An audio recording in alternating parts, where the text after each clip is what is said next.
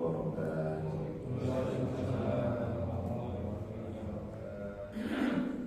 Alhamdulillahi rabbil alamin.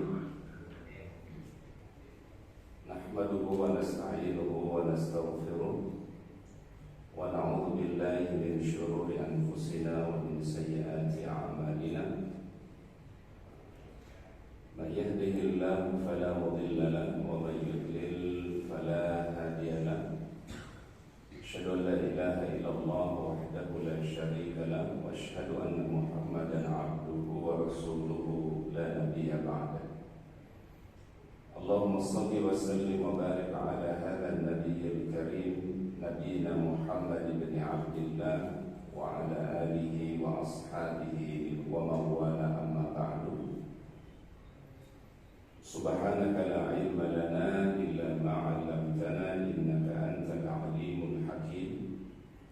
Raditu billahi rabban wa bil islam dinan wa bi Muhammadin sallallahu alaihi wasallam nabiyya. Allahumma anta rabbi la ilaha illa anta khalaqtani wa ana 'abduka wa ana 'ala ahdika wa wa'dika mastata'tu. A'udzu bika min syarri ma sana'tu, abu'u laka bi ni'matika 'alayya wa abu'u bi dhanbi faghfir li fa innahu la yaghfiru dzunuba illa anta. Hadirin jamaah salat subuh yang dirahmati Allah Subhanahu wa taala. Alhamdulillah, puji dan syukur marilah senantiasa kita panjatkan kepada Allah Subhanahu wa taala atas segala curahan rahmat-Nya dan ridha-Nya kepada kita semua, terutama nikmat iman dan Islam, nikmat sehat dan kesehatan. Pada pagi hari ini alhamdulillah kita bisa penuhi panggilan Allah taala melaksanakan salat subuh berjamaah. Mudah-mudahan langkah perjalanan kita menuju masjid Allah taala jadikan sebagai sebab ampunan-Nya, mengangkat derajat kita dan menjadi saksi yang terbaik pada yaumul qiyamah. Salawat dan salam kita sampaikan kepada uswah hasanah kita, teladan kita yang mulia Rasulullah Muhammad sallallahu alaihi wasallam. Mudah-mudahan salawat dan salam kita untuk beliau kelak pada yaumul akhir kita mendapatkan syafa'atul uzma. Allahumma salli wa sallim ala nabiyyina Muhammad. Hadirin yang dirahmati oleh Allah Subhanahu wa taala, sebelum kita masuk pada penjelasan fikih empat mazhab, ada satu doa yang pernah diajarkan oleh Rasulullah sallallahu alaihi wasallam, dan doa ini sering dibaca oleh jamaah haji atau jamaah umrah. Dalam satu kesempatan seorang sahabat pernah bertanya kepada Rasulullah sallallahu alaihi wasallam, "Ya Rasulullah, adakah satu doa yang mencakup segala kebaikan?" Jadi adakah satu doa yang mencakup segala kebaikan? Mungkin kita sering mengistilahkannya adalah doa satu jagat. Kalau di dalam Al-Quran, Rabbana atina fid dunya hasanah wa fil akhirati hasanah wa qina azabannar. Maka Rasulullah SAW bersabda, ada satu doa yang mencakup segala kebaikan. Sabda beliau, yaitu ucapan Allahumma inni as'aluka min khairi ma sa'alaka minhu nabiyyuka Muhammadun sallallahu alaihi wasallam wa a'udzu bika min syarri ma sta'adzaka minhu nabiyyuka Muhammadun sallallahu alaihi wasallam. Allahumma ya Allah, inni as'aluka, aku memohon kepadamu, min khairi, dari segala kebaikan, ma sa'alaka minhu nabiyyuka Muhammadun sallallahu alaihi wasallam, yang pernah dimohonkan oleh nabimu, yaitu Nabi Muhammad sallallahu alaihi wasallam. Jadi kita memohon segala kebaikan-kebaikan yang pernah dimohonkan oleh Rasulullah sallallahu alaihi wasallam. Wa a'udzubika, dan aku berlindung kepadamu, min syarri, dari segala keburukan, masta'adzaka, yang telah berlindung kepadamu, nabiyyuka Muhammadun sallallahu alaihi wasallam, nabimu, yaitu Nabi Muhammad sallallahu alaihi wasallam. Ini doa kata para ulama mencakup segala kebaikan. Apa yang diminta oleh Rasulullah sallallahu alaihi wasallam di dalam kebaikan-kebaikan itulah yang kita mohon. Dan apa saja yang Rasul berlindung darinya, itu pun juga yang kita mohon kepada Allah. Kalau diistilahkan, ini doa satu jagat di dalam as-sunnah atau di dalam al-hadis. Kalau di Al-Quran apa bunyinya? Rabbana atina fid dunya hasanah wa fil akhirati hasanah wa qina azabannar. Kalau di dalam hadis atau as-sunnah, Allahumma inni as'aluka min khairi ma sa'alaka minhu nabiyyuka Muhammadun sallallahu alaihi wasallam wa a'udzu bika min syarri ma sta'adaka minhu nabiyyuka Muhammadun sallallahu alaihi wasallam. Insyaallah pada pagi hari ini kita lanjutkan bahasan kita fi ma'rifati ma yajibu 'alal ma'mum ayat ba'al fihi al-imam. Penjelasan apa saja yang wajib diikuti oleh makmum terhadap imam. Wa ajma'al ulama'u, telah sepakat para ulama-ulama mazhab ala annahu yajibu 'alal ma'mum, wajib kepada setiap makmum ayat ba'al imam, untuk mengikuti imam. Jadi yatba' itu artinya adalah mengikuti. Bisa juga artinya adalah menjadikan imam itu sebagai orang yang diikuti, disebut dengan ittiba atau itba. Beda lagi kalau pakai itba, beda lagi. Kalau itba itu artinya adalah membuka lengan sebelah kanan ketika memulai tawaf, disebut itba. Tetapi kalau itba pakai ta itu artinya mengikuti, Jadi beda sedikit, beda maknanya Pak. Kalau pakai ta artinya mengikuti, kalau pakai dha itba artinya membuka lengan yang sebelah kanan. Itu dilakukan biasanya ketika orang mau melakukan tawaf, Fi jami'i aqwalihi wa af'alihi, seorang makmum mengikuti imam itu dalam segala hal. Aqwalihi, di dalam ucapannya imam, wa af'alihi, dalam perbuatannya imam. Illa, kecuali kata para ulama, fi qawlihi, pada ucapan sami'allahu liman hamidah. Ini yang dikecualikan, ketika imam mengucapkan apa? Sami'allahu liman hamidah. Wa fi julusihi, dan yang dikecualikan ketika imam duduk.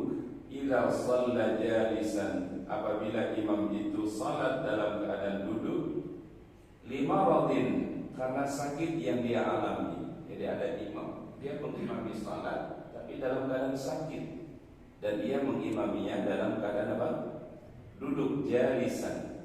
Indaman ajaza imamatal jalis, bagi mazhab yang membolehkan seorang imam boleh mengimami dalam keadaan duduk. Karena memang di situ ada dua mazhab para ulama. Ada yang mengatakan imam itu boleh mengimami dalam keadaan duduk. Tetapi mazhab yang lain mengatakan tidak boleh imam itu mengimami dengan cara duduk. Jadi ada berapa mazhab di situ? Ada dua mazhab. Tapi di sini adalah menjadi perbedaan para ulama pada masalah bagaimana hukumnya imam yang salat dalam keadaan duduk. Bagi mazhab yang mengatakan imam itu boleh mengimami sembari dalam keadaan duduk. Wa amma ikhtilafuhum fi qawlihi, adapun perbedaan para ulama pada ucapan sami'allahu liman hamidah. Pada ucapan apa? Sami'allahu liman hamidah, Jadi artinya adalah sami'allahu, Allah Ta'ala mendengar, liman hamidah, bagi yang memujinya. Ini adalah bacaan i'tidal. Fa inna ta'ifatan, sebagian ulama mazhab dhahabat ila anna al-imam yaqulu idza rafa'a rasahu min ar-ruku'. Imam membaca ketika dia bangun dari rukunya, sami Allahu liman hamidah. Imam mengucapkan sami Allahu liman hamidah faqat. Wa yaqulul ma'mum, sedangkan makmum mengucapkan Rabbana walakal hamdu faqat. Ya. Wa mimman qala bihadzal qaul Malik wa Abu Hanifah wa ghairuhuma. Jadi yang mengucapkan pendapat ini, ada yang mengatakan pendapat ini adalah Imam Malik, Imam Abu Hanifah dan beberapa mazhab yang lainnya.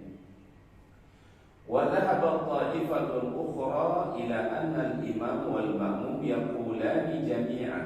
Ya. Sebagian mazhab yang lain mengatakan imam dan makmum membaca kedua-duanya. Jadi imam membaca sami Allahu liman hamidah Rabbana lakal hamdu, makmum juga membaca sami Allahu liman hamidah Rabbana walakal hamd. Jadi kedua-duanya membaca, ya. Ini sebagian mazhab para ulama, ya. Namun jumhur adalah menguatkan pendapat yang pertama, yaitu imam mengucapkan sami Allahu liman hamidah, makmum hanya membaca apa? Rabbana walakal hamd. Dan dirincikan oleh para ulama, ya, diberikan tafsir oleh para ulama.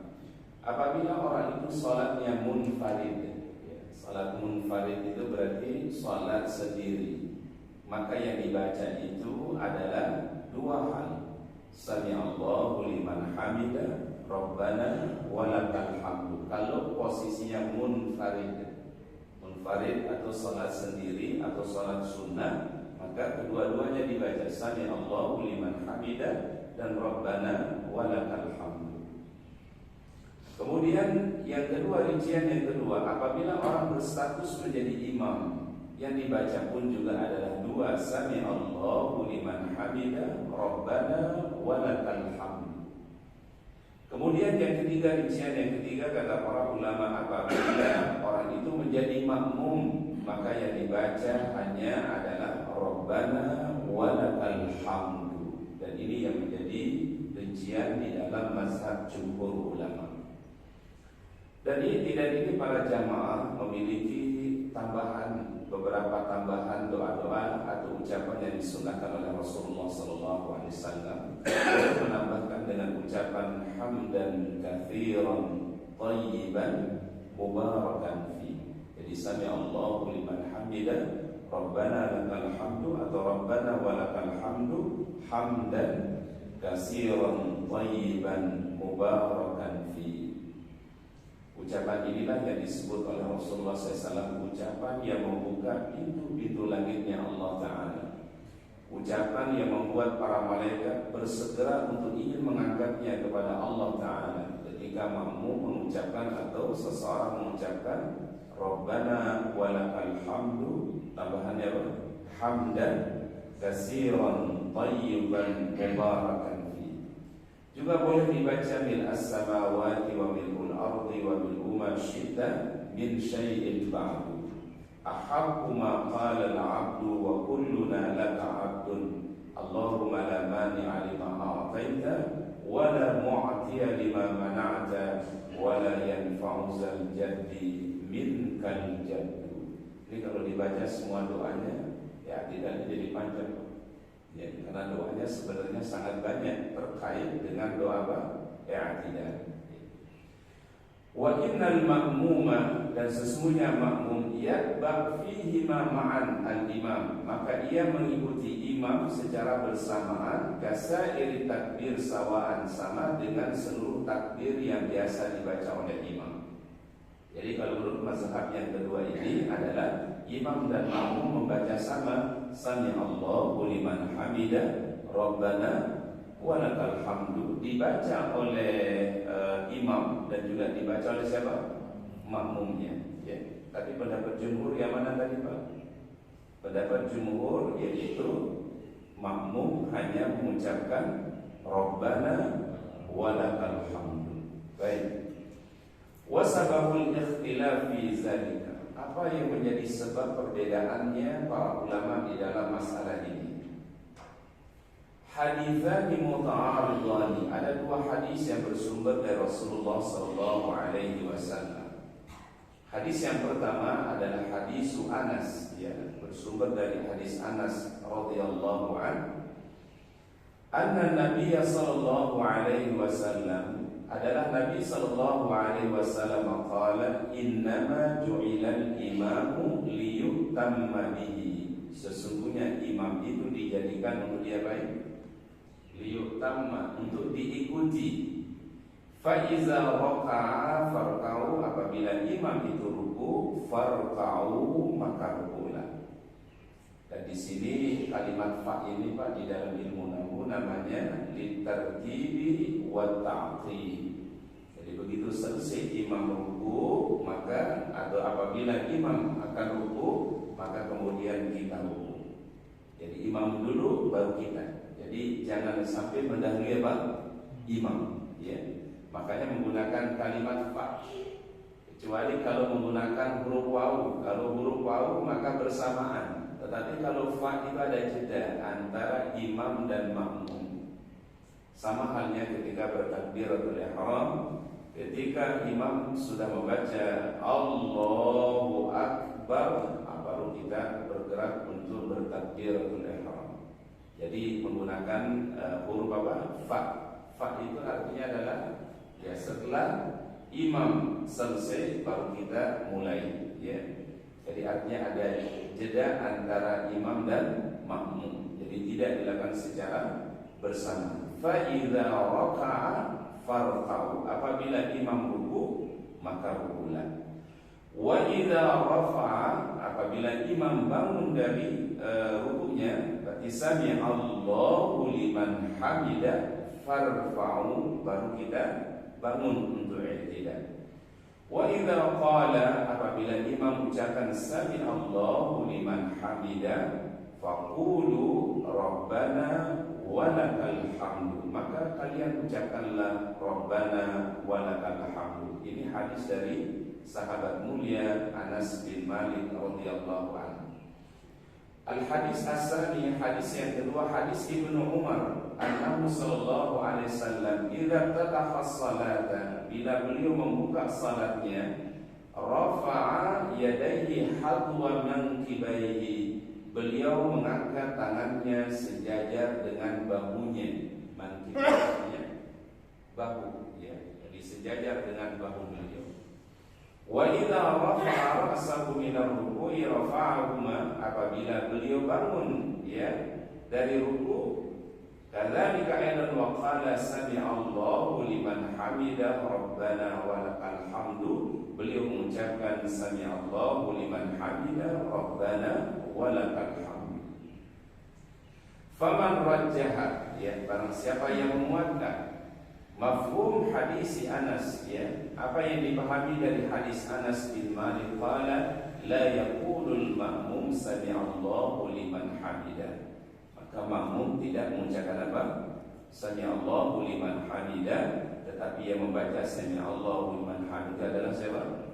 Imam saja. Makmum cukup membaca rabbana walakal hamdu. Wa huwa min bab dalil khitab, dan itu termasuk dari dalil khitab. Ini ada satu istilah dalam ilmu usul fiqh. Dalam usul fiqh itu ada satu hukum atau ada satu penjelasan namanya dalil khitab. Kesimpulan hukum yang dipahami dari ucapan itu disebut dengan dalil khitab. Nanti ada yang namanya mantuk, ada namanya mafhum. Mantuk itu ucapannya, tekstualnya. Kalau mafhum yang dipahami dari teksnya, ya. Jadi ada namanya mantuk, ada namanya mafhum. Ustaz contohkan misalnya di dalam ayat Al-Quran, Allah Subhanahu wa ta'ala firmankan, fala taqul lahuma uffin, ya. Fala taqul lahuma uffin. Ini kan larangan untuk mengucapkan apa, Pak? Jangan engkau ucapkan kata fala taqul lahuma uffin. Jadi larangannya di sini adalah kalau dilihat dari segi tekstualnya, itu yang dilarang itu kalimat apa, Pak? Tetapi mafhumnya adalah yang dilarang bukan hanya kalimat mencela, ya, menghardik orang tua, memukul, itu termasuk adalah mafhum yang diambil dari ayat tadi. Fala taqul lahuma uffin. Itu mantuknya. Tapi kalau mafhumnya adalah apa saja yang menyakiti hati orang tua, apa saja bentuknya menzalimi orang tua, secara mafhum masuk di dalam kategori ayat tadi. Fala taqul lahuma uffin. Ini yang disebut dengan dalilul khitab. Ya, dan kitab itu adalah kesimpulan hukum yang diambil dari lafaz atau dari ucapan hadis atau ayat tertentu. Li'annahu ja'ala hukman maskuti anhu bi khilafi hukmil mantuq. Karena menjadikan hukum yang al-maskutu anhu, yang tidak terucap atau yang mafhum tadi, bi khilafi hukmil mantuq, berbeda dengan hukum apa yang diucapkan. Jadi menurut mazhab yang pertama tadi, kalau mengambil hadisnya Anas bin Malik, maka makmum itu cukup hanya membaca Rabbana walakal hamdu tanpa mengucapkan Sami'allahu liman hamidah. Wa man rajah hadis Ibnu Umar, tetapi barang siapa yang menguatkan hadis Ibnu Umar, maka dia akan berkata, yaqulul imam Rabbana walakal hamdu wa yajibu 'alal ma'mum ayat ba'al imam. Maka imam dan makmum adalah kedua-duanya sama ucapannya, Sami'allahu liman hamidah Rabbana walakal hamdu. Maka makmum pun juga mengucapkan Sami'allahu liman hamidah Rabbana walakal hamdu. Ini menurut mazhab yang kedua. Berarti menurut mazhab yang kedua, makmum juga mengucapkan apa? Sami'allahu liman hamidah. Namun yang lebih rajih dari dua pendapat ini adalah apa yang menjadi pemahaman dari hadis Anas bin Malik tadi, yang menjadi pendapatnya jumhur, pendapatnya Imam Malik, Imam Asy-Syafi'i, ya, dan Imam Abu Hanifah, bahwasanya imam hanya mengucapkan Sami'allahu liman hamidah Rabbana lakal hamdu, kemudian makmum hanya mengucapkan apa? Rabbana walakal hamd. Ya, tapi kalau mazhab yang kedua, imam dan makmum mengucapkan apa? Ya, sama, Sami'allahu liman hamidah Rabbana lakal hamdu. Makmum juga adalah Sami'allahu liman hamidah Rabbana walakal hamdu. Kemudian berikutnya adalah para ulama mengatakan innama ju'ilal imamu liyutamma bihi. Kalimat innama ini kan lil hasri. Hasri itu artinya apa? Membatasi, mengkhususkan. Dan biasanya ayat-ayat yang diawali dengan kalimat innama itu menunjukkan sesuatu yang khusus. Contoh misalnya innamas shadaqatu lil fuqara'i, ya, lil fuqara'i. Allah Ta'ala mengkhususkan zakat itu bagi siapa? Orang-orang fuqara, wal masakin wal 'amilin wal mu'allafati qulubuhum, dan seterusnya. Ini sudah dikhususkan oleh Allah Subhanahu wa taala. Innamal mu'minuna ikhwatun. Sesungguhnya orang-orang mukmin itu apa?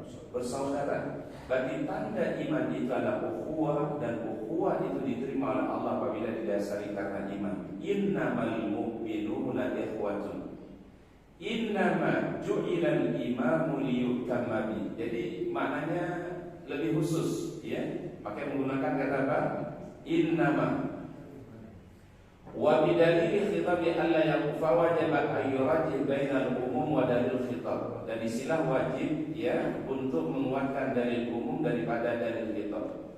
Wala khilafa, dan tidak ada perbedaan annal umum aqwa min dalil khitab. Sesuatu pemahaman yang lebih umum itu adalah lebih kuat dari segi dalilul khitab. Dan kita lihat dalil yang dipahami dari ucapan secara tekstual yang disebut dengan dalil khitab. Tapi pemahaman yang lebih umum itu lebih kuat dibandingkan hanya yang tekstual. Lakin al-umum yakhtalif aidan fil quwwati wa dha'f. Tetapi pemahaman yang umum itu bisa saja berbeda sesuai tingkat, ya, kekuatannya atau kelemahan dalilnya. Walidzalika laysa yab'ad ayyakuna ba'du adillatil khitab, dan juga bisa jadi kata para ulama dalil khitab itu lebih kuat daripada sebagian dalil yang umum, ya. Jadi kalau mazhab yang pertama tadi dalil umum lebih kuat daripada dalil khitab, sedangkan mazhab yang kedua dalil khitab lebih kuat daripada dalil yang umum. La umriyun ijtihadiyun, tetapi ini semua adalah kata para ulama masalah ijtihadiyah. Bila ulama beristihad, kalau benar istihadnya itu dapat berapa? Falahu ajrani, dapat 2 kebaikan. Bila istihadnya kurang pas, falahu ajrun wahid, maka Allah Ta'ala memberikan 1 kebaikan atau 1 pahala, ya. Jadi para ulama-ulama mazhab terdahulu, ya, Imam Abu Hanifah, Imam Malik, Imam Asy-Syafi'i, Imam Hambali telah mengerahkan segala kemampuannya, ya, kapasitasnya untuk memahamkan kepada kita semua tentang istinbat hukum. Bila pendapat mereka itu adalah benar, falahu ajrani, Allah Ta'ala berikan berapa? 2 pahala. Bila mungkin istihad mereka kurang pas, itu adalah falahu ajrun wahid, baginya berapa?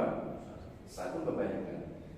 Dan kalau dulu para dosen kami pas kuliah itu selalu memahamkan seperti ini, Pak. Kita ini sebagai umat ini seperti orang yang buta, ya. Seperti orang yang buta yang tidak bisa melihat. Ulama-ulama mazhab seperti Imam Abu Hanifah, Imam Malik, Imam Asy-Syafi'i, Imam Hambali itu seperti orang yang menuntun kita, ya. Jadi mereka ini para ulama-ulama salaf terdahulu, ya, Imam Abu Hanifah, Imam Malik, Imam Syafi'i, Hambali, ini mereka menuntun kita, dan kita ini seperti orang yang apa, Pak? Buta. Namanya orang buta, ya. Ketika dituntun, insya Allah akan sampai pada tujuan itu ridha Allah Subhanahu wa Ta'ala. Yang mungkin caranya bisa berbeda-beda, yang mungkin jalannya bisa berbeda-beda. Ya, kalau diibaratkan kita mau ke satu kota misalnya, kan cara menempuhnya bisa saja dengan cara yang berbeda-beda gitu. Ya, mungkin ada yang caranya dengan jalur darat, ada juga dengan cara jalur apa?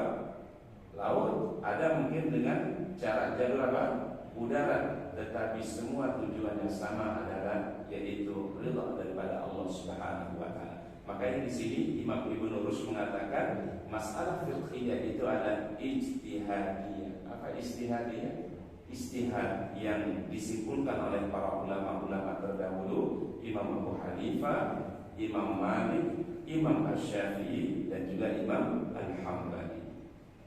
Ya, pada masalah dalil pun juga perbedaan pendapat itu ada di antara para ulama. Seperti tadi adalah dalil yang sifatnya pemahaman umum lebih kuat daripada dalil khitab. Tapi sebagian mengatakan dalil khitab lebih kuat dibandingkan dalil umum. Nah, ini para ulama pun juga beda pandangan dalam hal tersebut, ya. Kemudian yang berikutnya, wa ammal mas'alatu tsaniyah, ya. Masalah berikutnya, salatul qa'im khalfal qa'id. Di mana hukum salat orang yang berdiri di belakang orang yang posisinya duduk. Ini berarti maksudnya imamnya dalam keadaan apa, Pak? Duduk.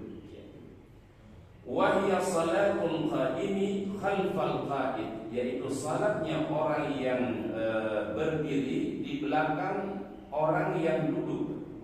Berarti imamnya dalam keadaan apa? Duduk. Fa inna hasilal qawla fiha annal ulama, ya, para ulama ittafaqu, ya. Ittafaqu itu apa? Ittafaqu, ittifaq, sepakat, ya. Kalau bahasa kita, Pak, mufakat. Jadi mufakat itu dari kata ittifaq, ya. Mufakat itu sampai pada sebuah kesepakatan, disebut dengan mufakat. Kalau bahasa Arabnya ittafaqa yattafiqul ittifaq. Makanya ada hadis sahih namanya muttafaqun alaih. Itu hadis itu disepakati, syarat kesahihannya adalah disepakati oleh Imam Al-Bukhari dan Imam Muslim. Maka di belakangnya disebut muttafaqun alaih. Karena ada hadis terkadang rawahul Bukhari saja, ada rawahul Muslim saja. Tapi ada yang lebih kuat derajat hadis apabila muttafaqun alaihi, telah disepakati kesahihannya, telah masuk syarat daripada kesahihan Imam Al-Bukhari dan Imam Muslim. Makanya namanya muttafaq alaih. Kadang kita suka nanya gitu Pak, ini muttafaq alaih perawinya siapa nih? Ya. Karena kan biasanya rawahul Bukhari dan ya rawahu Muslim, rawahu Abu Dawud, rawahu At-Tirmidzi, rawahu Ibnu Majah, rawahu Ahmad, rawahu Dailami, Ad-Darqutni misalnya. Tapi kok ada muttafaqun alaih, ini perawinya siapa nih? Nah, itu dalam ilmu hadis namanya adalah sebuah istilah yang digunakan untuk menandakan hadis ini disepakati kesahihannya oleh Imam Al-Bukhari dan oleh Imam Muslim. Ya, jadi dia masuk dalam syarat Al-Bukhari dan syarat Imam Muslim. Annal ulama ittafaqu, para ulama sepakat ala annahu laysa lis-sahih ay yusalliya fardhan qa'idan idza kana munfaridan aw imaman. Seorang yang fisiknya sehat, ya, ketika dia salat fardu tidak boleh dia salat dalam keadaan duduk. Ini pada salat apa Pak? Pada salat fardu. Jadi kalau pada salat fardu, orang yang sehat badannya, orang yang tidak ada uzur, tidak boleh dia salat fardu dalam keadaan apa? Duduk. Karena kan salat itu sesuai dengan kemampuan. Sholli qa'iman, salatlah dalam keadaan berdiri. Kalau tidak mampu dalam keadaan duduk. Kalau tidak mampu dalam keadaan berbaring. Kalau tidak mampu adalah menggunakan apa? Isyarat. Yaitu kalau sudah tidak mampu berarti ya udah disolati. Inna lillahi wa inna ilaihi raji'un. Jadi sepakat para ulama, yang sehat gak boleh dia salat fardu dalam keadaan duduk. Tapi kalau pada salat sunnah boleh gak Pak? Jadi kita sehat nih Pak, bisa berdiri kita untuk salat. Ini pada salat sunnah, tapi kita mau salat sunnah dalam keadaan duduk, boleh gak Pak? Boleh. Tetapi kata Rasulullah SAW, falahu ajru nisfil qa'im, pahalanya 50%. Ya, karena dia mampu berdiri, ya, mampu berdiri salat sunnah, tapi dia lakukan secara apa? Duduk. Maka kata Rasul, baginya pahala nisfu ajril qa'im, separuh dari pahala orang yang berdiri, karena dia mampu berdiri tapi milihnya dengan cara duduk. Ini berlaku pada, yaitu adalah kondisi orang itu dalam kondisi sholat sunnah. Tapi kalau sholat fardu, kalau dia mampu berdiri dengan berdiri. Idza kana munfaridan aw imaman, baik ketika dia salat munfarid. Munfarid berarti salat apa? Sendiri. Aw imaman, atau ketika dia menjadi imam. Ya, jadi disyaratkan bagi yang sehat, tidak ada uzur. Kalau dia salat fardu atau dia salat munfarid, dia menjadi imam misalnya, maka disepakati oleh para ulama dia mesti adalah salatnya dengan berdiri. Biqaulihi ta'ala, berdasarkan firman Allah Ta'ala, wa qumu lillahi qanitin, ya, dan berdirilah kalian kepada Allah dengan memanjangkan bacaanmu. Qanitin itu dari kata qunut. Qunut itu artinya adalah lama bacaannya atau lama berdirinya, disebut dengan qunut, ya. Sebab orangnya disebut dengan qanitin. Wa qumu lillahi qanitin, berdirilah kalian untuk Allah Ta'ala sembari membaca bacaan yang panjang. Jadi bacaan yang panjang itu disebut dengan qunut, ya. Apalagi kalau Syekh sudah qunut itu bisa hampir setengah jam mungkin qunutnya. Lama qunutnya kalau bulan Ramadan, panjang qunutnya. Dalam bahasa Arab qunut itu artinya tulul qiyam, memperlama berdiri atau memperlama apa? Bacaan. Disebut dengan qanitin, ya, orangnya namanya apa? Qanitin.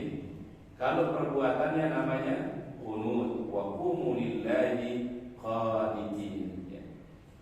Wakhtalafu, namun para ulama berbeda pendapat. Iza kana al-ma'mum sahihan fa shalla khalfa imamin maridin, apabila imam makmumnya itu sehat, fa shalla khalfa imamin maridin, dan ia salat di belakang imam yang sakit. Jadi di jamaahnya sehat semua, tapi imamnya sakit. Yusalli qa'idan, apakah kemudian ia salat dalam keadaan duduk? Ala salasati aqwal.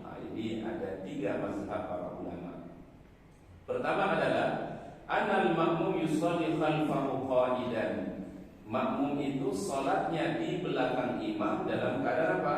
Duduk. Karena imam dalam keadaan duduk, maka makmum juga dalam keadaan apa? Duduk. Ini mazhab yang pertama ya Pak ya. Annal ma'muma, sesungguhnya makmum yusolli. Apa yusolli? Dia salat khalfahu, di belakang imam, qa'idan, juga dalam keadaan duduk. Karena imamnya duduk, maka makmum juga ikut duduk. Ini menurut pendapat yang pertama. Wa mimman qala bihadza al-qaul Ahmad wa Ishaq, ya. Dan yang menjadi pendapat inilah pendapat Imam Ahmad bin Hanbal atau mazhab Hambali. Wal qaul tsani, pendapat yang kedua adalah annahum yusallina khalfahu qiyaman. Bila imam itu sakit, maka makmum tetap sholat di belakang imam qiyaman. Apa qiyaman? Berdiri. Ya, jadi imamnya duduk, tetapi makmumnya apa? Berdiri.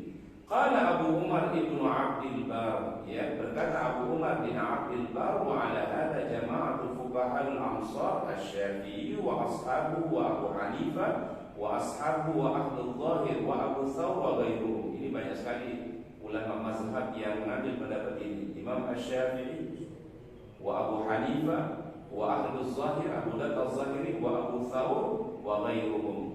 Wa zada haula faqala yusallu wara'ahu qiyama wa in kana la yaqwa 'ala ruku'i was sujud bal yubi iman, ya.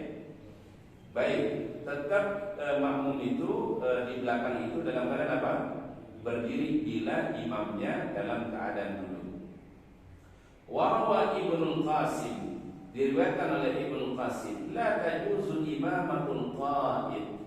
Tidak boleh, ya, seorang yang menjadi imam itu dalam keadaan duduk. Ini menurut Ibnu Qasim. Wa annahu in sallu khalfahu qiyaman aw qu'udan batala salatuhum. Kalau ada makmum yang salat di belakang imam, itu ketika imamnya itu adalah posisinya duduk, ya, maka menurut Ibnu Qasim batal salatnya.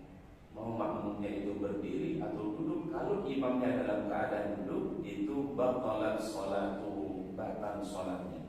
Wa qad rawa an Malik, dan telah diriwayatkan dari Imam Malik, annahum yu'iduna salata fil waqti. Maka kalau begitu, kata Imam Malik, wajib dia mengulangi salat tersebut bila dia berimam di belakang imam yang apa? Yang posisi salatnya dalam keadaan apa? Duduk. Wa hadza innama bunya 'alal karahah. Namun kata para ulama, namun para ulama, sesungguhnya hal ini bukan menunjukkan ketidakbolehan, larangan, tetapi makruh, ya.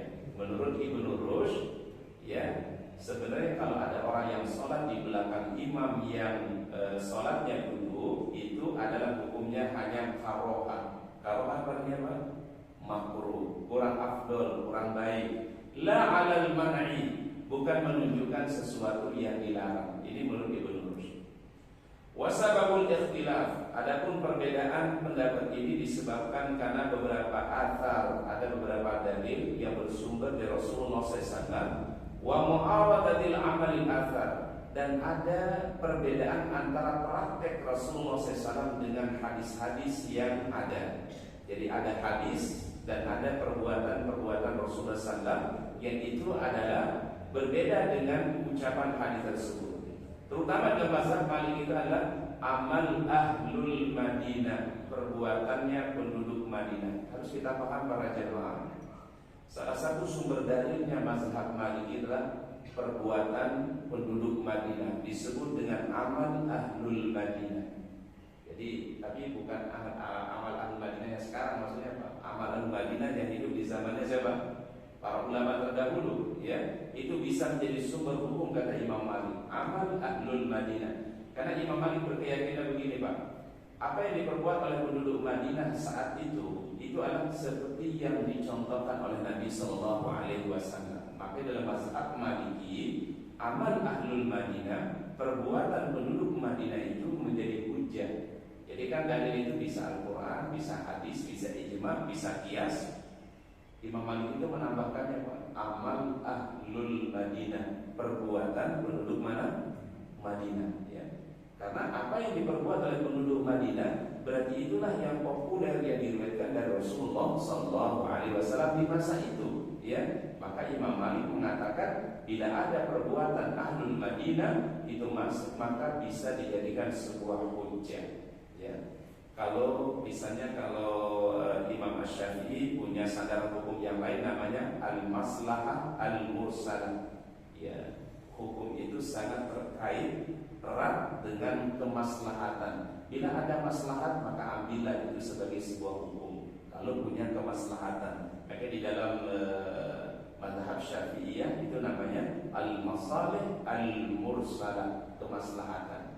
Ada juga namanya saddud dzari'ah. Saddud dzari'ah adalah mencegah sesuatu sebelum terjadi. Apa namanya itu, Pak? Preventif. Namanya saddud dzari'ah. Ya, apa saja yang kemudian khawatir orang jatuh pada sebuah kesalahan, maka lakukanlah, namanya saddud dzari'ah. Ya, seperti contohnya misalnya Al-Quran mengatakan wala taqrabuz zina, jangan mendekati zina. Itu kan preventif sebenarnya, Pak. Ya. Kenapa Allah Ta'ala tidak menyebutkan wala taf'aluz zina, jangan berbuat zina? Tidak ada. Tetapi Al-Quran mengatakan wala taqrabu. Apa ini wala taqrabu, Pak? Jangan mendekati. Berarti jangan mendekati itu apa yang kita pahami, Pak? Seakan-akan Al-Quran mengatakan hati-hatilah pada sesuatu yang bisa membawa kepada perbuatan apa? Zina, atau mengarah kepada perbuatan zina. Al-Quran tidak mengatakan wala tafa'alu az-zina. Kalau wala tafa'alu zina orang tidak paham. Wala tafa'alu zina, jangan berbuat zina. Tapi Al-Quran justru indah kalimat yang dipakai wala taqrabu. Apa wala taqrabu dari itu? Jangan mendekati. Artinya adalah kalau orang sudah mendekati kepada perbuatan zina, apa yang akan terjadi? Bisa saja jatuh dalam perbuatan apa? Zina. Maka Al-Quran mengatakan wala taqrabu. Ini sehingga disebut dengan sadduz dzari'ah. Apa sadduz dzari'ah? Ya, preventif, pencegahan lebih baik daripada apa? Mengobati. Ya, pencegahan lebih baik daripada mengobati. Jadi artinya kita mencegah dulu, ya, supaya kita tidak jatuh dalam perbuatan yang dilarang oleh agama, ya. Nah, jadi para ulama itu masya Allah luar biasa mereka beristihadnya. Imam Malik itu sampai menjadikan perbuatan amal ahlul Madinah itu bisa menjadi hujjah, ya. Indah Malik, ya. Wadhalika anna fi zalika haditsaini muta'aridaini. Ada dua hadis yang bersumber dari Rasulullah sallallahu alaihi wasallam. Hadis yang pertama hadis Anas, wa huwa qauluhu sallallahu wa idza shalla qa'idan, kalau imam itu salatnya duduk, fasallu qu'udan, maka duduklah kalian dalam salat. Berarti mengikuti siapa? Imam. Imam duduk, maka makmum juga duduk. Wa hadis Aisyah, dan di hadis Aisyah radhiyallahu anha fi ma'nahu, ya, maknanya adalah annahu sallallahu alaihi wasallam shalla wa huwa syakun jalisan. Adalah Nabi SAW pernah sholat dalam kondisi beliau sakit berat. Syak itu artinya istilah sakit berat, bukan syak yang artinya ragu. Syakun jalisan, beliau sholat dalam keadaan apa? Duduk. Wa shalla wara'ahu qaumun qiyaman, sedangkan yang ada di belakang beliau sholatnya pada berdiri. Fa asyara ilaihim an ijlisu, kemudian Nabi SAW meminta mereka untuk duduk. Falaman sharafa qala, ketika sudah bubar, apa kata beliau? Innama ju'ilal imamu liyutamma bihi, imam itu dijadikan untuk diikuti. Fa idza raka'a farka'u, kalau dia ruku'lah, wa idza rafa'a farfa'u, kalau dia bangun dari ruku' bangunlah, wa idza shalla jalisan, kalau dia salatnya duduk, fa shallu julusan, maka salatlah kalian dalam keadaan apa? Duduk. Berarti ini dipahami, imam duduk maka boleh makmum juga dalam keadaan apa? Duduk. Ini menurut hadis Anas dan hadis Aisyah radhiyallahu anha. Wal hadis hasan. Hadis yang kedua juga riwayatnya dari Aisyah. Anna Rasulullah kharaja fi maradihi. Rasulullah itu keluar salat dalam kondisi beliau sakit. Jadi masya Allah beliau masih sakit aja, beliau masih salat berjamaah di masjid Nabi sallallahu alaihi wasallam. Kharaja fi maradihi. Dan saat itu kan kalau kita perhatikan Pak, yang diminta menjadi pengganti beliau siapa Pak? Sahabat siapa Pak? Abu Bakar, ya. Kan sampai waktu itu Rasul bilang kepada istri beliau Aisyah, tolong kasih tahu kepada ayahmu supaya menggantikan aku jadi imam. Aisyah cerita kepada ayahnya, disampaikan dia Abu Bakar, wahai ayahku, Rasulullah SAW meminta anda menjadi imam.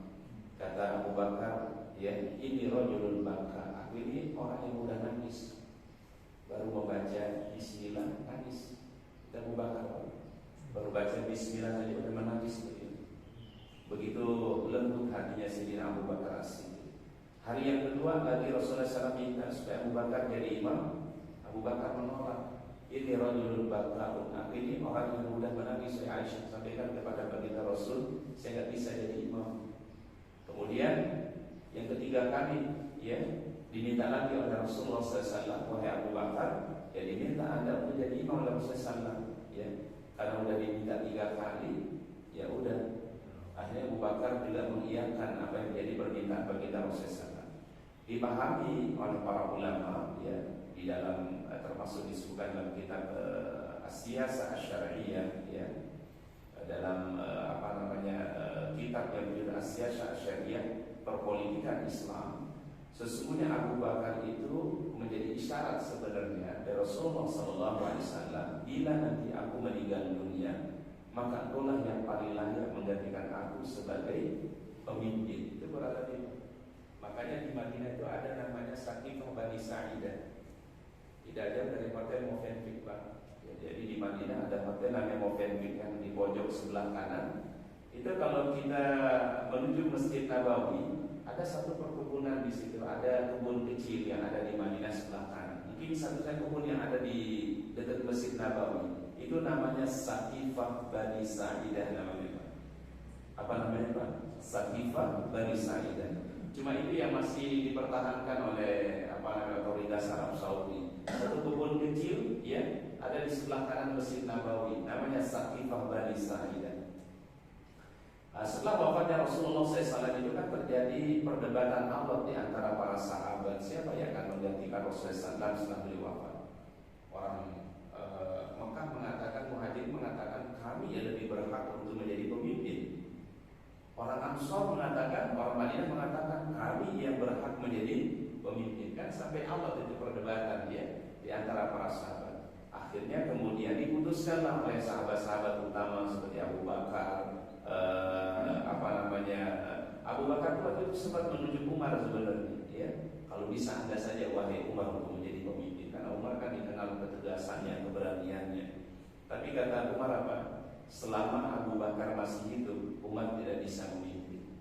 Ya, jadi selama masih ada orang yang lebih mulia, ini masalah ketawaduannya Umar bin Khattab, dia tidak mau memimpin. Selama masih ada orang yang lebih baik dari beliau, makanya kaum muslimin membaiat sahabat Abu Bakar As-Siddiq. Nah, lokasi baiatnya itu, pemilihan kepemimpinan itu dilakukan di lokasi tadi namanya Saqifah Bani Sa'idah. Ya, dan itu aja yang masih bertahan di yang dekat Masjid Nabawi, satu lokasi bersejarah namanya Saqifah. Ya, Saqifah Bani Sa'idah, ya, tempat dipilihnya Abu Bakar menjadi apa, Pak? Menjadi pemimpin, menggantikan Rasulullah SAW. Jadi isyarat pertama tadi bahwasannya Abu Bakarlah yang menjadi pengganti Rasulullah SAW setelah nanti beliau wafat. Karena kenapa? Tidak ada sahabat yang diminta jadi imam ketika beliau sakit kecuali Abu Bakar. Ya, padahal mungkin yang suaranya lebih indah, yang suaranya lebih bagus dari Abu Bakar mungkin ada. Ya, seperti Ubay bin Ka'ab, ya, Abdullah bin Mas'ud, ya.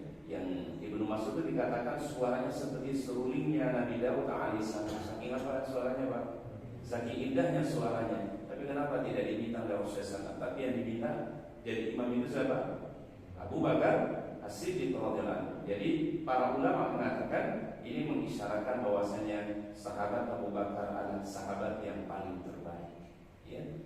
Oleh karena di setiap khutbah itu kan selalu disebut namanya Wardallahu anil khulafa'ir rasyidin Abi Bakrin wa Umar wa Utsman wa Ali. Fa'atal masjidah, maka beliau mendatangi masjid. Fawajada Abu Bakr wa huwa qa'imun yusalli, dan beliau mendapatkan Abu Bakar berdiri mensolatkan orang-orang. Fastakhara, ya, maka Abu Bakar mundur. Fa asyara ila Rasulullah kama anta. Fajalasa Rasulullah sallallahu ila jambi Abi Bakr. Maka kemudian Rasul itu duduk di sampingnya Abu Bakar, ya. Fakana Abu Bakar yusolli bi salati Rasulullah. Abu Bakar salat mengikuti salat Rasulullah, wa kana nas yusolli bi salati Abi Bakr, dan orang-orang di belakang beliau mengikuti salatnya Abu Bakar. Jadi seakan-akan Abu Bakar mengikuti Rasul dan orang-orang mengikuti siapa? Abu Bakar. Nanti kita perhatikan bagaimana penjelasan para ulama mengenai riwayat ini. Fazahaban nasu fi hadainil hadisaini madhhabaini. Dalam masalah ini ada dua mazhab para ulama. Madhhabun naskhi. Naskhi itu artinya menghapus. Jadi ada hukum atau dalil yang dihapus. An-nasikh wal mansukh namanya, ya. Wa madhhabut tarjih, dan juga ada mazhab yang menguatkan, ada mazhab yang menghapus dalil tadi, ada yang mengatakan mazhab menguatkan satu dalil daripada dalil yang lain.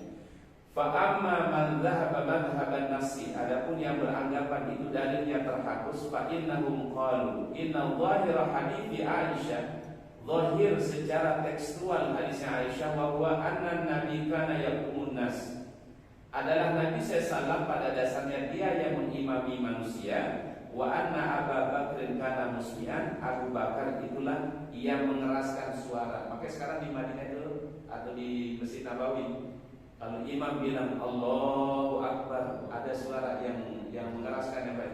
Betul ya Pak ya? Dia bacakan apa? Allahu Akbar.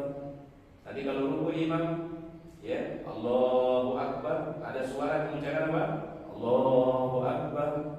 Ketika imam mengucapkan Sami'allahu liman hamidah, dia mengucapkan apa? Rabbana walakal hamd. Kemudian waktu sujud, Allahu Akbar. Jadi pun Allahu Akbar itu musmi'an namanya. Ya, dia memperdengarkan suaranya imam. Ya, ini mirip dengan kasusnya Abu Bakar menurut para ulama, sama seperti yang sekarang dipraktekkan itu, Pak. Ya, wa anna Abu Bakar kana musmi'an, Abu Bakar sebenarnya yang memperdengarkan, ya, bacaan Rasulullah sallallahu alaihi wasallam. Dan itu juga dipakai di Masjidil Haram, Masjid Nabawi, ya. Makanya seakan-akan di sampingnya imam ada orang lagi, kan? Betul ya Pak ya? Imam Allahu Akbar, nanti ada yang bilang apa? Allah Akbar. Kita di Indonesia disebutnya apa? Kalau nggak salah Bilal disebutnya Pak ya. Disebut apa? Bilal, ya. Ya. Kita biasanya makinnya ini kalau nggak ada mikrofon biasanya Pak. Nggak ada mikrofon, khawatir nggak terdengar amalnya di belakang. Ya, imam mengucapkan Allahu Akbar, maka ada yang mengeraskan suaranya supaya lebih jelas terdengar ucapannya. Ya, kalau kita disebutnya dengan apa? Bilal. Li'annahu la yajuzu ayyakuna imaman fi shalatin wahidah, karena tidak mungkin atau tidak boleh dalam satu salat itu dua imam, tidak mungkin imamnya Rasulullah dan imamnya Abu Bakar. Maka para ulama mengatakan berarti Abu Bakar itu sekedar musmi'an, dia memperdengarkan. Ya.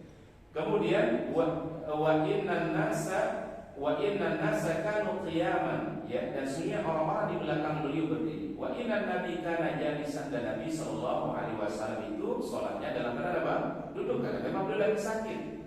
Fa wajaba ayyakuna hadza min fi'li sallallahu, dan ini merupakan bagian dari apa yang diperbuat oleh Rasulullah sallallahu. Irkana akhir fi nasiha li qawlihi wa fi'lihi al-mutaqaddim. Perbuatan beliau ini menghapus dari apa yang ada sebelumnya. Berarti ini dibolehkan hukumnya.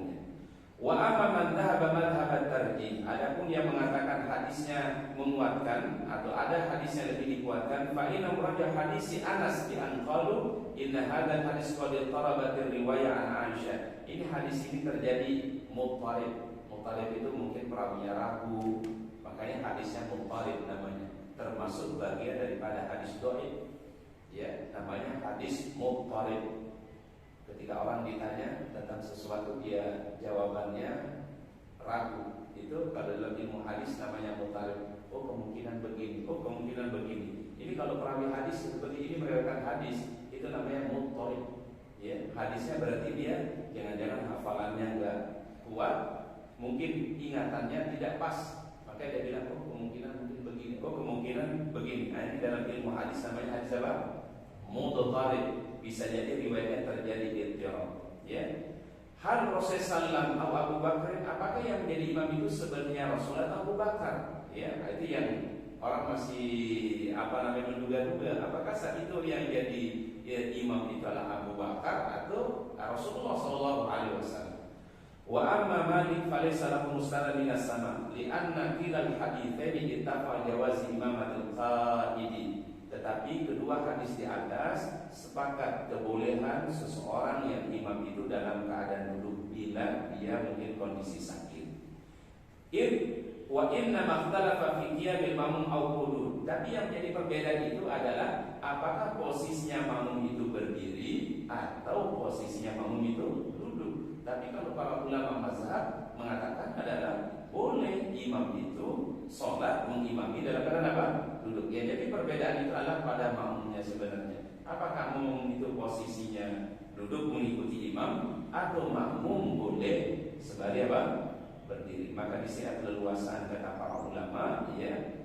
Hatta inna laqad qala Abu Muhammad bin Hazm laisa fi hadana sallu la qiyaman wala wa laysa yu'tarafal mamsu'al li syai'in lam yunas alaihi. Tidak boleh orang meninggalkan sesuatu yang lebih jelas keterangannya daripada sesuatu yang tidak memiliki nas secara jelas. Nah, jadi ini ranahnya sekali lagi ijtihad para ulama, ya, yang disepakati itu adalah boleh seorang imam itu mengimami dalam keadaan duduk, namun ada perbedaan pada masalah makmumnya saja. Boleh dia dalam keadaan duduk berarti mengikuti imam, atau boleh dia yaitu salatnya dalam keadaan berdiri, seperti riwayat yang disampaikan dalam beberapa hadis di atas. Wallahu a'lam bishawab. Ya, mungkin itu yang bisa kita kaji pada kesempatan pagi hari ini karena penjelasan riwayatnya sangat panjang, ini hampir satu halaman, ya. Mudah-mudahan Allah Subhanahu wa taala memberikan ilmu yang bermanfaat, ya. Allah taala memberikan kita keistiqamahan, dan mudah-mudahan Allah taala jadikan sebagai amal yang terbaik. Tadi doa yang diajarkan Nabi apa? Allahumma inni as'aluka min khairi ma sa'alaka minhu nabiyyuka Muhammadun sallallahu alaihi wasallam wa a'udzubika min syarri ma sta'adzaka minhu nabiyyuka Muhammadun sallallahu alaihi wasallam. Ini doa yang terbaik menghimpun segala kebaikan, ya. Dan ini yang disebutkan di dalam hadis dari Rasulullah sallallahu alaihi wasallam. Baik, mungkin sebelum kita akhiri, mungkin ada sharing, ada pertanyaan yang akan diberi kesempatan. Ya, silakan. Kejadian seperti itu kayaknya sekarang nggak lama. Iya. Yang gimana? Kejadian seperti apa? Imam yang sakit. Ya. Pasti langsung diganti lah. Ya, masih ada alternatif imam yang lain. Ya. Baik. Sekarang, tapi yang sebenarnya kalau saya masuk, waktu akhir duduknya. Baik. Wallahu a'lam bishawab. Ada beberapa riwayat yang disampaikan oleh para ulama, ya. Kalau orang mengikuti imam di tahiyat akhir, ya, itu adalah sebagian ulama mengatakan duduknya adalah duduk seperti imam. Berarti kalau duduk seperti imam berarti duduknya tawarruk, ya, duduknya tawarruk mengikuti imam. Tapi sebagian riwayat mengatakan duduknya boleh iftirash.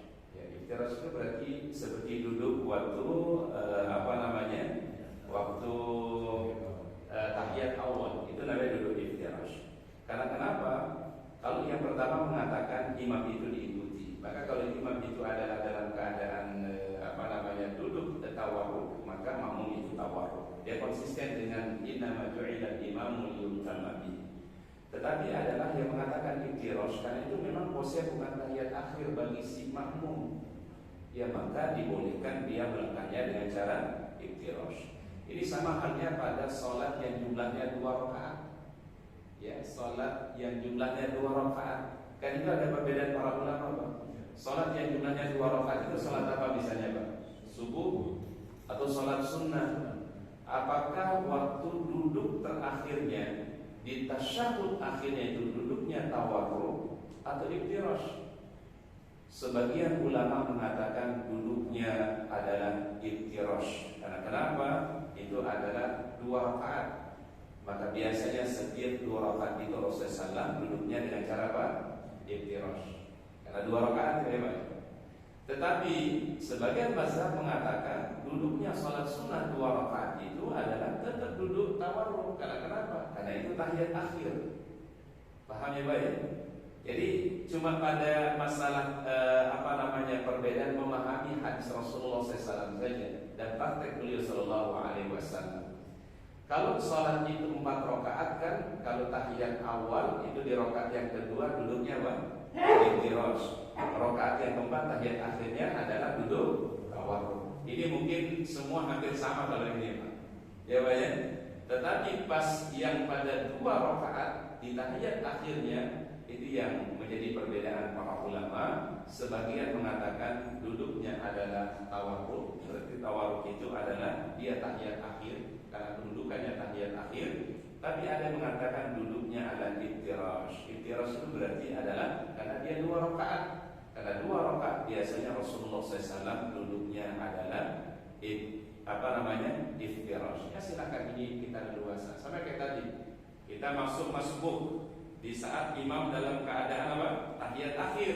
Kalau menurut mazhab yang pertama ikutin imam. Kalau ikutin imam berarti duduk kita gimana? Tawarruk. Tetapi kalau menurut mazhab yang kedua mengatakan karena si makmum ini bukan sholat yang terakhir, bukan di tahiyat yang terakhir bagi si makmum, maka boleh baginya untuk duduknya secara iftirash. Ya, jadi ada 2 memang pemahaman di dalam. Asy-Syafi'i memilihnya itu adalah duduknya iftirash. Tawarruk.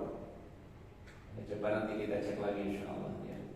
Ya, jadi boleh tawarruk, boleh iftirash. Ya, kedua-duanya pilihan itu Pak ya. Jadi kita mau duduknya iftirash atau duduknya tawarruk ya. Ya sama kayak sholat apa tadi? Sholat yang 2 rakaat, boleh duduknya iftirash, juga boleh duduknya tawarruk. Baik, wallahu a'lam bishawab. Ada yang lain silakan. Silakan. Kalau imamnya ternyata yang bermadzhab sholat yang 2 rakaat itu iftirash. Baik. Ya. Imamnya ini iftirash. Seperti sholat subuh, kemudian duduk di tahiyat akhirnya itu secara iftirash. Baik. Kemudian datang seperti Pak misalnya. Yang dia masalahnya yang biasanya tawarruk. Apakah dia harus mengikuti imam yang iftirash atau bagaimana? melakukan kebiasaan yang diyakininya bahwa terakhir dan harus tawarruk karena dia Syafi'i. Baik. Baik, di dalam hal ini sebenarnya masalah ijtihadiyah ya. Jadi masing-masing ada sandaran hukumnya atau sandaran dalilnya. Kalau merujuk kepada hadis yang innama ju'ilal imamu liyutamma bihi, maka dia ikutin imam yang dia iftirash ya, dia lakukan iftirash. Kalau dia mengambil hadis innama ju'ilal imamu liyutamma bihi. Tapi bila dia memahami bahwasannya itu adalah dalam keadaan tahiyat akhir dan dia mengambil pendapat yang mengatakan duduknya adalah tawarruk, maka boleh baginya dia tawarruk. Jadi bila terjadi perbedaan di dalam hal ini tidak ada masalah, karena itu kan ijtihadiyah semua ya. Jadi misalnya imamnya iftirash, ada jamaah yang iftirash tapi ada jamaah juga yang tafarruq ya. Karena ini kan hanya cuma masalah hayat saja. Hayat itu adalah hanya masalah caranya doang, tapi tidak merubah daripada rukun sholat. Kalau rukun sholat kan sudah jelas yang disepakati ya Pak ya. Al-Fatihah, rukunya, i'tidalnya, sujudnya. Tapi kalau masalah hayat, kan kalau hayat itu lebih kepada tata cara. Tata cara bisa saja berbeda. Nah di dalam hal ini, misalnya kalau imamnya dia duduknya iftirash, makmumnya di belakang iftirash, sah sholatnya. Imamnya iftirash, makmumnya tawarruk, tetap sah sholatnya selama dia sudah memenuhi apa? Rukun-rukun sholatnya. Karena itu perbedaannya hayat namanya Pak. Hayat itu cuma masalah cara. Contohnya misalnya imam ada yang takbirnya begini, tapi makmumnya ada begini. Apakah kemudian makmum secara otomatis salah? Tidak. Karena itu hayat namanya. Hayat itu Pak sesuatu yang ada pada tata caranya. Betul nggak Pak? Imam misalnya ada yang begini takbirnya Allahu Akbar, tapi makmum yang di belakangnya mungkin yang mengambilnya begini atau mengambilnya begini. apakah kemudian itu merusak sholatnya? Tidak, karena itu kaitannya hayat. Hayat itu apa Pak? Caranya dong, atau yang lain misalnya Sami Allahu liman hamidah Rabbana lakal hamd. Kalau umumnya kita kan kita lepas, tetapi ada Sami Allahu liman hamidah, dia bersedekap lagi. Imamnya padahal melepas, tapi dia bersedekap. Apakah kemudian merusak salatnya? Tidak. Karena itu tidak masuk di dalam hal yang bisa merusak daripada rukun. Itu hanya perbedaan hayat. Namanya hayat itu apa? Caranya. Contoh, imam mungkin tahiyatnya ada yang menggerak-gerakkan, tapi makmum yang di belakang ada yang menggerak-gerakkan, ada yang mungkin cuma sekali. Itu juga tidak masalah. Karena itu ranahnya ijtihadiyah, ya. Jadi artinya adalah dalam hal ini adalah kita dewasa karena masing-masing ada ijtihadnya dari para ulama berdasarkan mafhum dalil yang dipakai oleh para ulama mazhab, ya. Kan bisa saja terjadi perbedaan, ya. Misalnya imamnya kunut, ada sebagian yang di belakang itu kunut, ada sebagian yang tidak kunut. Misalnya ada dia mengambil pandangan tidak kunut di waktu subuh, atau mungkin kayak tadi imamnya takbirnya begini, ya, pakainya sejajar dengan apa? Telinga. Tapi makmum ada yang takbirnya begini, ada yang takbirnya begini, ada yang takbir begini. Kan ada 3 cara tuh. Nah ini selama cuma masalah hayat. Hayat itu artinya cara yang dicontohkan oleh Rasulullah itu adalah tidak merusak pada rukun-rukun salat. Ya sama kayak sujud aja Pak. Ada yang sujudnya mendahulukan mana Pak? Ada yang mendahulukan tangannya dulu, ada yang mungkin mendahulukan apanya? Lututnya dulu. Imam misalnya, ada imam salatnya mendahulukan lututnya, tapi makmum mendahulukan mananya? Tangannya. Tidak berpengaruh, ya. Jadi ada hal-hal yang memang kita mengikuti imam, tetapi ada keleluasaan juga untuk tidak mesti sama dengan imam. Itu karena namanya dalam fikih itu hayat, namanya Pak, hal-hal yang sifatnya praktis. Paham ya Pak? Ini lapang aja sebenarnya. Lapang aja dan ini memang perlu toleransi. Ya itulah namanya fikih, makanya istihadi ya. Jadi nggak perlu yang tawaruk ngebukin yang ikhtiros misalnya. Atau sebaliknya. Atau sebaliknya gitu. Jadi ya lapang aja. Lapang aja. Jadi kalau kita melihat sesuatu berbeda, selama dia masih Ahlussunnah wal Jamaah, nggak perlu yang lain berbeda itu menggebuki yang iya, itu kan berlapang saja sebenarnya. Iya. Ya. Sampai bukan kaki. Iya, nggak boleh kan gitu ya. Ya biarin aja gitu. Makanya ada prinsipnya Masjid Baitul Jihad ini. Prinsipnya pertama bersatu dalam akidah. Insya Allah kita akidahnya Ahlussunnah wal Jamaah. Kemudian berlapang di dalam masalah furu'iyah fiqhiyah. Kemudian yang ketiga adalah berjamaah di dalam ibadah. Dan yang keempat adalah bersinergi di dalam dakwah. Ini sebuah prinsip yang insya Allah mudah-mudahan kita bisa pegang semua untuk memberikan kemaslahatan secara luas, ya. Kalau 4 hal ini kita lakukan, insya Allah kita akan berlapang hati, berlapang dada dengan perbedaan. Itulah kenapa kemudian di surat Al-Hasyr itu Allah Ta'ala katakan Rabbana ighfir lana wa li ikhwanina alladziina sabaquna bil iman wa la taj'al fi qulubina ghillan lil ladziina amanu Rabbana innaka ra'ufur rahim. Kalau boleh dikatakan Pak, kesamaan kita lebih banyak daripada perbedaan sebenarnya, ya. Kalau mencari titik kesamaannya lebih banyak Pak dibandingkan perbedaannya. Mungkin perbedaannya ada, tetapi kesamaannya lebih banyak sebenarnya Pak, ya. Al-Quran kita sama, Nabi-Nya kita sama, mencintai para sahabat, ya. Kan itu prinsip-prinsip Ahlussunnah itu Pak, ya. Prinsip Ahlussunnah mengimani Al-Quran, kemudian menjadikan Rasul sebagai teladan, kemudian apa lagi? Mencintai para sahabat. Tapi kalau Muhammad, kalau dia membenci para sahabat, mengkafirkan para sahabat, ya dia sudah beda ranah akidahnya dengan kita, Pak. Tapi selama dia mencintai para sahabat Nabi SAW, maka itu adalah masih satu prinsip dengan Ahlussunnah wal Jamaah. Mungkin fikih bisa saja berbeda, ya, dan itu membutuhkan namanya kelapangan hati, kelapangan pikiran ketika kita melihat perbedaan yang ada. Yang tidak boleh itu at-ta'assub al-mazhabi, fanatisme mazhab itu yang tidak boleh, atau fanatisme kelompok, fanatisme mazhab itu yang tidak boleh, ya. Nah ini alhamdulillah dengan penjelasan para ulama ini kan banyak kesimpulan yang kita bisa ambil, ya. Wallahu a'lam bishawab. Baik, silakan. boleh nambah poin kelima. Iya. Lapang hati dalam menyuarakan emosi.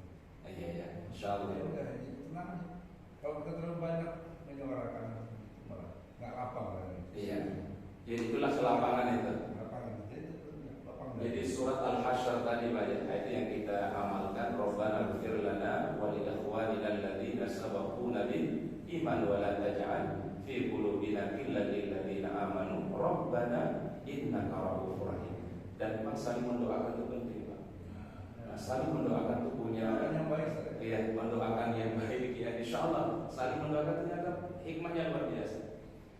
Kita biasakan misalnya di masjid Baitul Jihad ada warga yang sakit ya, kita doakan mudah-mudahan Allah Ta'ala kasih kesembuhan, Allah Ta'ala memberikan kesabaran ya. Jadi saling mendoakan itu ternyata hikmahnya luar biasa.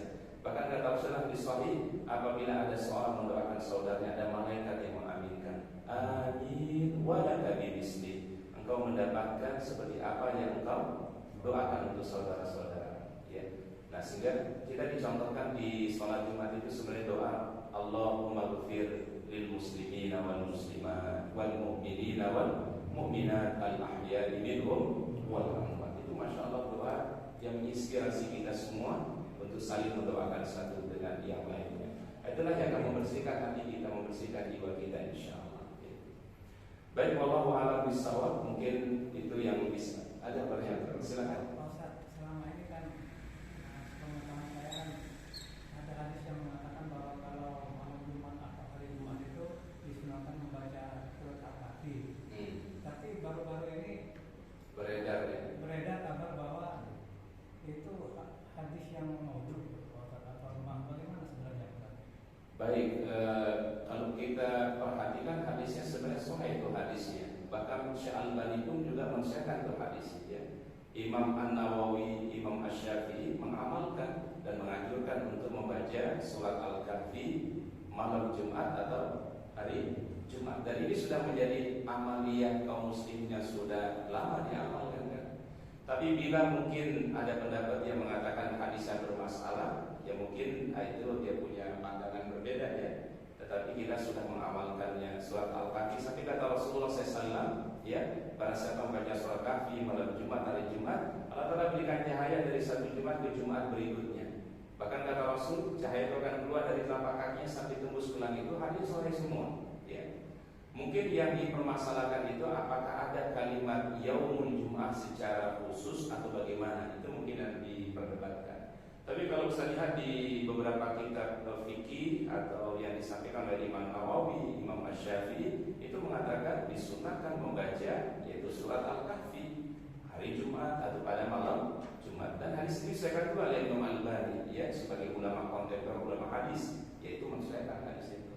Tapi bila ada mungkin pendapat yang mengatakan itu ada tinjauan hadisnya, ya mungkin dia punya istihad tersendiri, punya pandangan tersendiri. Tapi kita yang kita yakini hadis asal kita amalkan saja. Ya, insyaallah kita semua dalam rangka yang namanya beramal ya Pak ya. Yang penting tujuan kita insyaallah lillahi ta'ala dan kita yakini itu ada dalilnya sahih, dalilnya ada, ya insyaallah Allah Ta'ala terima itu amal ya. Jadi kita fokuskan itu ya kita beramal, yang mudah-mudahan amal kita Allah Ta'ala ridhoi ya. Karena kalau kita terlalu mempermasalahkan hal yang sudah biasa kita amalkan, kalau itu hadisnya ada, sahih hadisnya, malah kita nanti lupa untuk mengamalkan sesuatu yang diajarkan oleh Rasulullah Sallallahu Alaihi Wasallam. Ya terkadang yang namanya hadis ini tempat pengkajiannya terkadang berulama ini sahih, tapi ulama lain itu dhaif katanya. Tapi hadis yang ini dhaif menurut sebagiannya, tapi sahih menurut ulama yang lainnya. Itu kajian hadis itu memang kajian yang luas pengkajiannya Pak ya. Tapi standar kita kan gampang sebenarnya. Kalau yang di Ahlus Sunnah itu Pak, hadis Bukhari, hadis Muslim, itu yang disebut dan ashahul kitab ba'dal Quran ya, kitab yang sangat sahih setelah Al-Quran. Itu pegangan Ahlus Sunnah itu Pak, sahih Al-Bukhari, sahih Muslim. Bahkan Imam Muslim itu ceritakan setiap beliau mendapatkan satu hadis, beliau sholat sunnah istikharah 2 rakaat. Jadi beliau mendengar satu hadis, beliau mau nulis itu hadis, sholat sunnah dulu 2 rakaat, istikharah sampai tuntas beliau menulis hadis Imam Muslim. Itu luar biasa. Ulama itu sebelum nulis saja itu minta apa Pak? Petunjuk. dari Allah Ta'ala, ya, maka pantas beliau mendapatkan keberkahan ilmunya. Para ulama mengatakan ashahul kitab ba'dal Quran sahihul Bukhari sahih Muslim. Jadi kita amalkan apa yang memang ada dasarnya, ada dalilnya, sahih dari Rasulullah sallallahu alaihi wasallam. Tapi bila ada yang punya pendapat seperti itu, ya itu mungkin yang dia pegang ada masalah. Tapi yang penting kita amalkan apa yang kita yakini ada dasarnya, ada dalilnya, yang kita amalkan. Ya. Lapang dada juga. Iya, lapang dada. Bukan hanya di monolog, dalam praktek juga. Iya. Jadi yang kayak gini kan ya namanya pengkajian. Terkadang ada hadis yang dikatakan, oh ini hadisnya tadinya doib jadi sahih, yang ininya tadinya sahih jadi doib. Itu ada pengkajian para ulama. Ya, tapi itulah yang namanya pengkajian keilmuan. Dan memang kewajiban ulama itu kan terus mengkaji. Ilmu ini kalau dikaji tidak ada habis-habisnya. Ya betul ya Pak ya. Umur kita saja kita kaji ilmu ini mungkin tidak cukup umur kita untuk mengkaji ilmu Allah Subhanahu wa taala yang begitu luas. Ya. Baik, wallahu a'lam bishawab. Baik, mungkin itu yang bisa kita kaji pada kesempatan pagi hari ini. Semoga Allah memberikan kita ilmu yang bermanfaat, Allah Ta'ala berikan kita keberkahan. Kita akhiri subhanallahi wa bihamdika asyhadu an la ilaha illa anta astaghfiruka wa atubu ilaik. Assalamualaikum warahmatullahi